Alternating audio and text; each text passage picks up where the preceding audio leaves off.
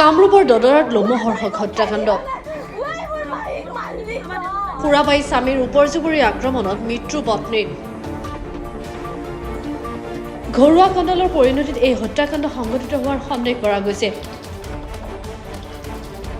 কামৰূপৰ দদৰা আৰক্ষী চকীৰ অন্তৰ্গত দদৰাৰ গোপালপুৰত এই ঘটনা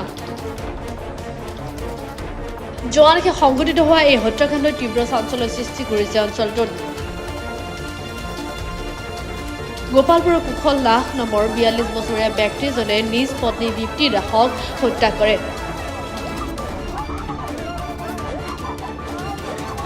নিশা মদ্যপান কৰি মাৰপিট কৰাৰ ফলতে মৃত্যু হোৱাৰ অভিযোগ উত্থাপন কৰিছে দীপ্তি দাসৰ আত্মীয়ই।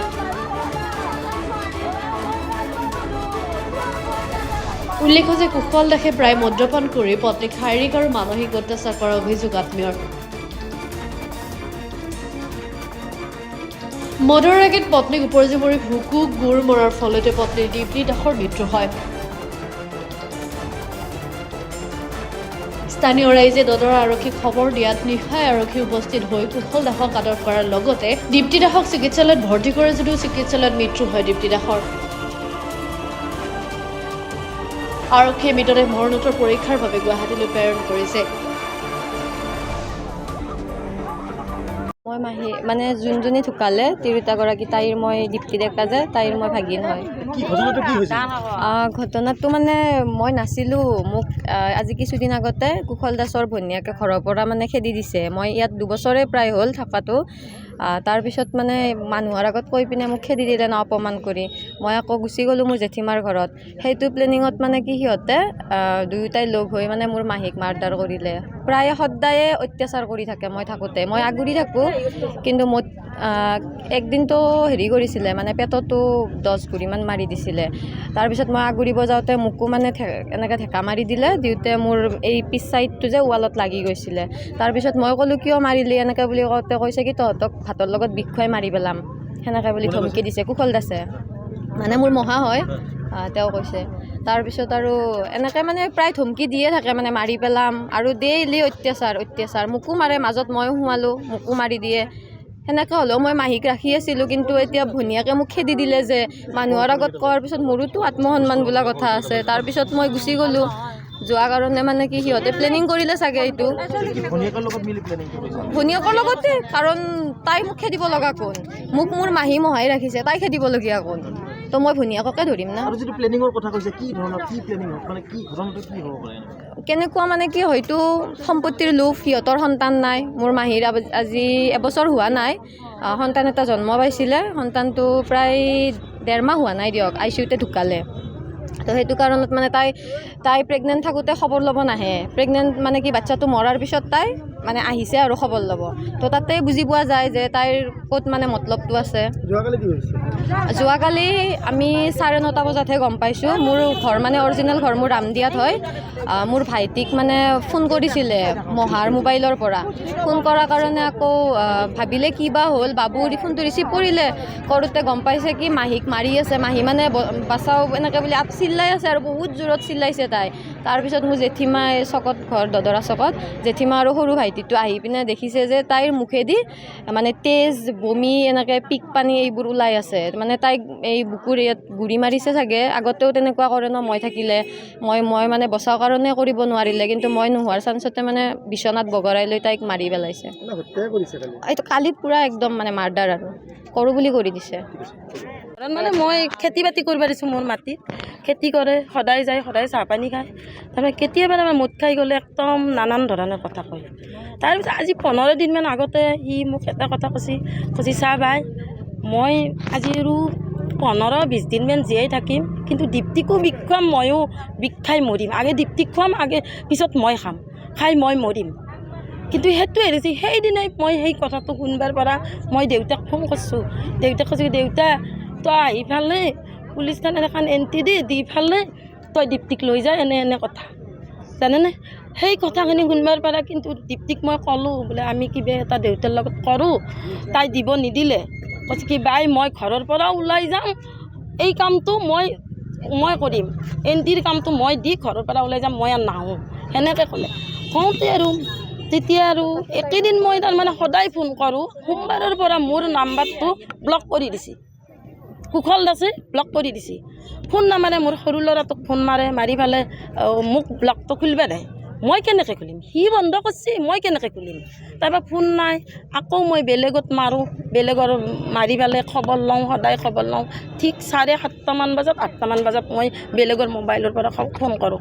তাই আহে একবাৰ, এই ইয়াৰে ওচৰৰে আহি পেলাই কথা বতৰা পাতোঁ, এনে কালি আকৌ মই তাৰমানে অলপ আগতে, আধা ঘণ্টামান আগতে ফোন কৰিছোঁ, কথা পাতিছোঁ।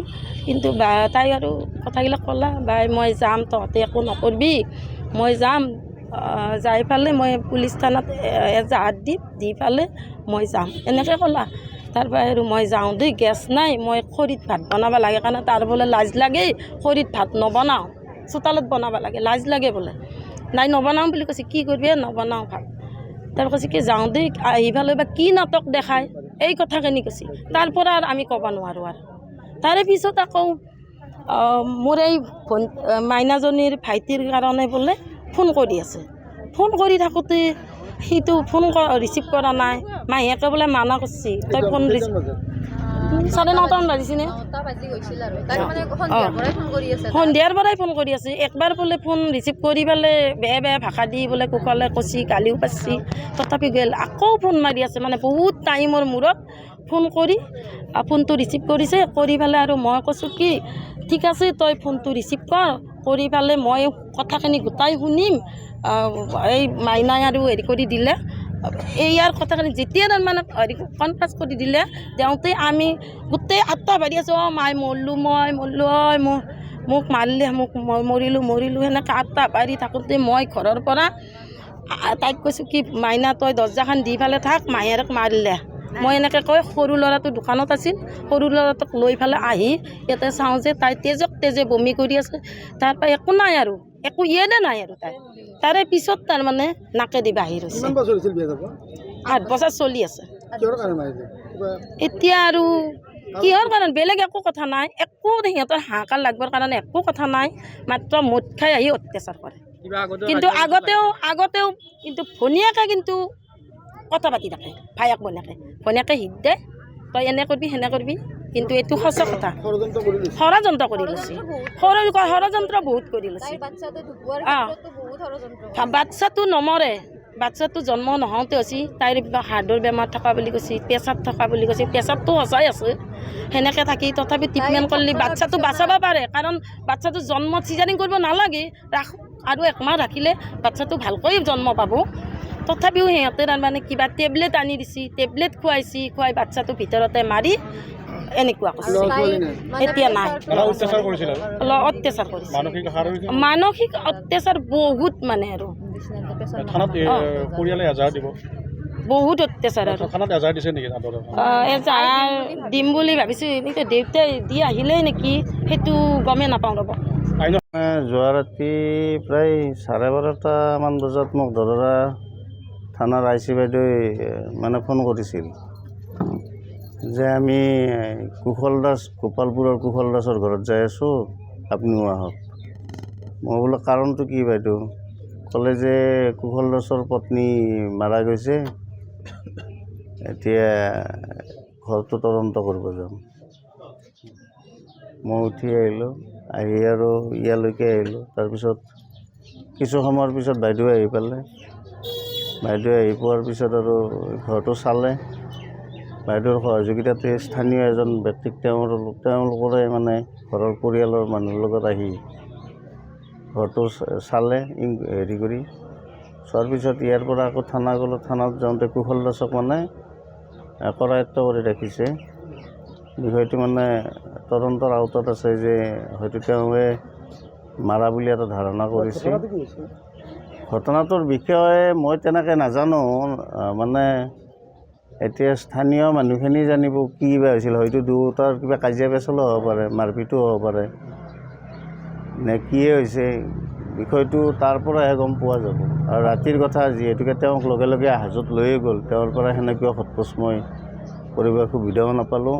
থানাত গ'লোঁ যদিও হাজত লৈয়ে গৈছে। এতিয়া তদন্তৰ আওতাত বা মেডিকেলৰ মানে ৰিপৰ্ট মতেহে বিষয়টো হ'ব যে তেওঁ মাৰিলে নে কিবা হেৰিয়ে হৈছে। আৰক্ষীয়ে গ্ৰেপ্তাৰ কৰিছে। আৰক্ষীয়ে গ্ৰেপ্তাৰ কৰিছে তেওঁক। এতিয়া বৰ্তমান আৰক্ষীৰ জিম্মাত আছে। স্বামীৰ নাম কুশল দাস, দেউতাকৰ নাম স্বৰ্গীয় কৰ্মে দাস, আৰু তেওঁ একমাত্ৰ এটাই ল'ৰা কৰ্মে। পত্নীৰ নামটো দীপ্তি দাস নেকি, দীপ্তি দাস, আৰু তেওঁ ৰামদিয়াত বিয়া কৰাইছিল। মানে সন্দেহবশতঃ আৰক্ষীয়ে হেৰি কৰিছে, আটক কৰিছে, আৰু এতিয়া বৰ্তমান পুলিচৰ জিম্মাতে আছে। হাজো থানাত তেওঁক ৰখা হৈছে। এইখিনিয়ে আৰু এতিয়ালৈ ৰামদাতে থাকোঁ।